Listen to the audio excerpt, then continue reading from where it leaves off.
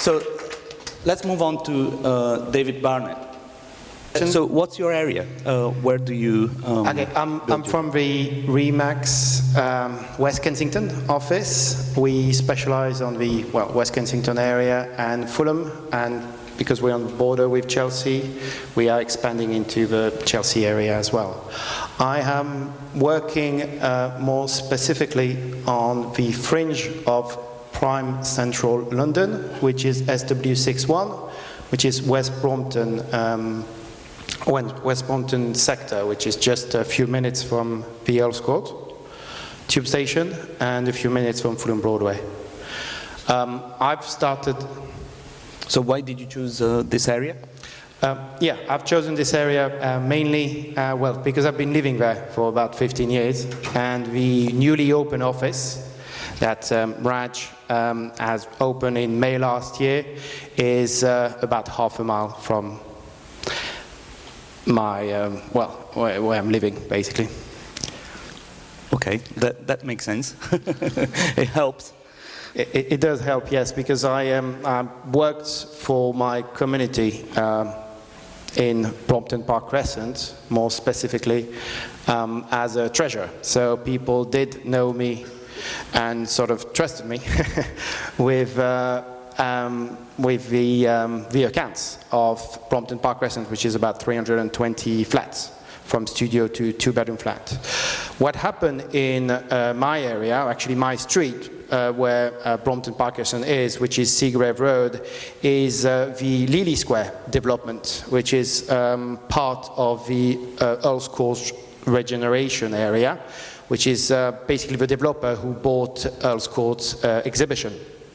They've started literally next to Brompton Park Crescent, and that's going to be 8,000 flats in the next 15 years.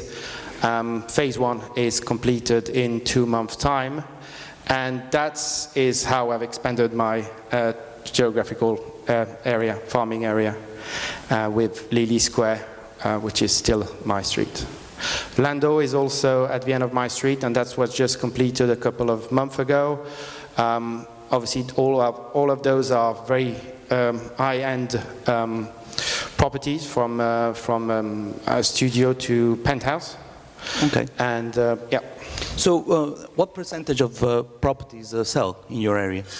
Well, mainly I've started a year and a half ago, so my first sales was actually early on this year, so not that long ago.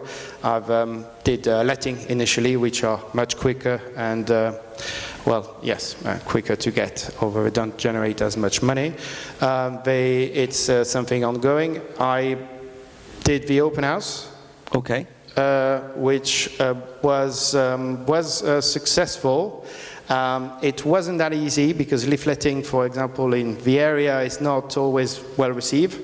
And working with a management agency, I didn't want to be seen as actually doing it like, all the other estate agencies were doing in my area. So I had to invite them to wine tasting. I had to invite them to table tennis tournament, and then and we started doing a newsletter about the area and how much it's for. We had an advert that's the open house that we did, which was filmed by Channel 4, who's doing a documentary on estate agency in central London who are doing things slightly differently from the others. And open house is very popular in other countries, but not yet so much in London. So we did it for Channel 4 in a flat which was actually already sold, but it was the nicest one I had in Brompton Park Crescent. So, and we did that to lots of agents you may recognize are here in the room today. Yes. Please come and see the so kitchen. We put the sound so down thanks on for this coming one. to the open house. This is the down. Thank you, because you don't want to hear me talking twice at the same time. I do have the same shirt as you. No, I just noticed. Yeah, that's just. Yeah. But that was about 4 months ago, and it's a new shirt. I bought it earlier on. Yes, so that's what we did. So then, sorry, question. Sorry, yes. Well, what other activities do you carry out in your geofarm? Well, wine. I like talking about wine. Lots of people, even if they don't actually drink wine, are usually interested about wine. And I studied wine at the Wine and Spirits Education Trust. So before I approach people, potential new customers, I ask them if they'd be interested to come to a wine tasting. That's why I've got some wine here. And I actually have some at the back of the room that you could try, some Saint-Emilion from 2011, that you could try before lunch. I've only got a box, but yes. So that's my initial approach. So you like wine, and then eventually when we started talking, then I will move on to properties. I organized in the area for the last 7 years a wine tasting. So, which happened to be at the a members club on Fulham Broadway, which is again next to where I live and next to my geographical area. So yes, so some people they don't want to be approached directly, particularly in that area, about their property. So you've approached them differently with something you're passionate about, and then they want to share that interest that you have, or that passion that you have, which is one of mine is wine, and now I'm mixing with properties. That's some of the achievement. That's some of the things I've dropped. And then the next thing was basically, sorry, question. Well, I mean, what else did you do? I mean, how do you differentiate yourself from other estate agents? So the next thing is realize that so many of the buyers coming to my area were actually not British so much, or not UK residents. So I thought I should try to approach as many foreign investors or foreign buyers as possible to promote, again, my geographical area, which is getting bigger and bigger with the, of course, the Earl's Court's regeneration area. So I decided to go to the convention in Asia, the REMAX Asia convention.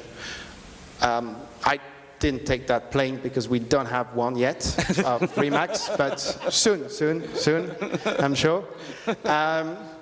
So yes, there's once a year there's Asia and Pacific Convention, and this year they were meeting in Bangkok. So on my way to Bangkok last month, I flew to the Middle East and met with REMAX Abu Dhabi and Dubai.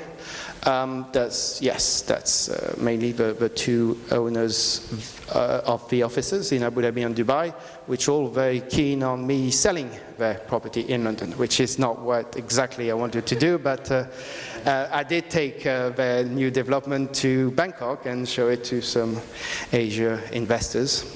I haven't got any feedback on that. Then that was basically last month in Bangkok. So it was 5 days.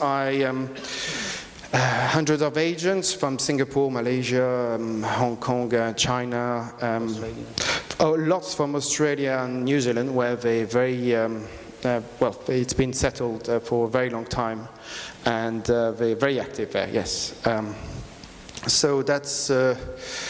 The thing is, I actually got a table to promote REMAX London, which was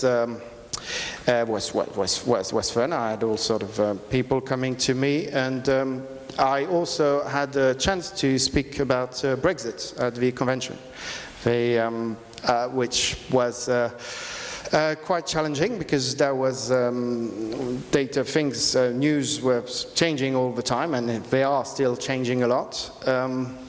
But that was well received, and well, I was prepared to do it again at the European Convention in 2 weeks' time, which is in Rome.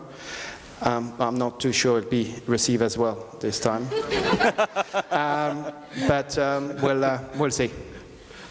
So yeah, that's it. And then that was, we had a show, a Ladyboy show at the award ceremony, like they have in every region. We had, and just, if you put the video, there's all people on stage with their flag. We didn't have any UK flag because we were not part of the award in Asia, but yeah, fair enough. So a bit of music, just a bit of sound on this one, tiny bit.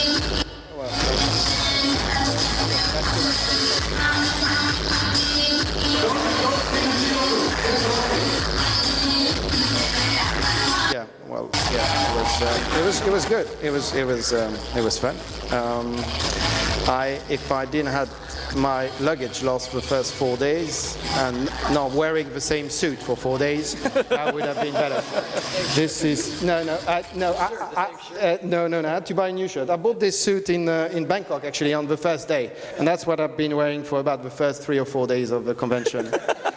And I thought I should. It was a lot cheaper actually over there, but yes. Well, fantastic. Thank you very much.